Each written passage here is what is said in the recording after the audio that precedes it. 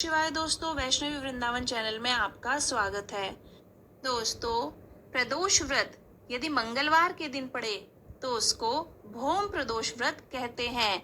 भौम प्रदोष व्रत की कथा पढ़ने व सुनने से भगवान शिव और हनुमान जी की कृपा मिलती है।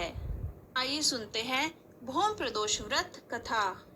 सूत जी बोले, अब मैं मंगल त्रयोदशी प्रदोष व्रत का विधि विधान कहता हूँ।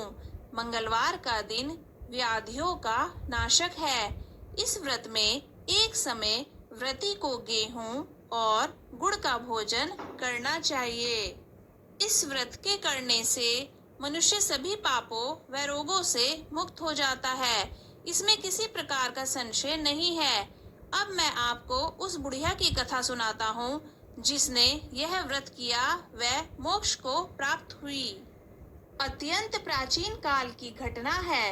एक नगर में एक बुढ़िया रहती थी। उसके मंगलिया नाम का एक पुत्र था।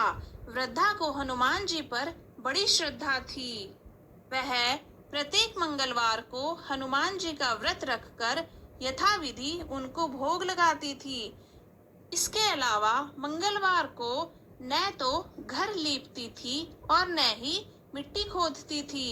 इसी प्रकार से व्रत रखते हुए जब उसे काफी दिन बीत गए तो हनुमान जी ने सोचा कि चलो आज इस वृद्ध महिला की श्रद्धा की परीक्षा लेते हैं। वे साधु का वेश बनाकर उसके द्वार पर जा पहुंचे और पुकारा, है कोई हनुमान का भक्त जो हमारी इच्छा पूरी करे। वृद्धा ने यह पुकार सुनी तो वह बाहर आई और बोली, महाराज क्या आज्ञा है। साधु वेशधारी हनुमान जी बोले कि मैं बहुत भूखा हूँ, भोजन करूँगा, तू थोड़ी सी जमीन लीप दे। वृद्धा बड़ी दुविधा में पड़ गई। अंत में हाथ जोड़कर प्रार्थना की, हे महाराज, लीपने और मिट्टी खोदने के अतिरिक्त जो काम आप कहे वह मैं करने को तैयार हूँ। साधु ने 3 बार परीक्षा करने के बाद कहा, तू अपने बेटे को बुला, मैं उसे औंधा लिटाकर उसकी पीठ पर आग जलाकर भोजन बनाऊंगा।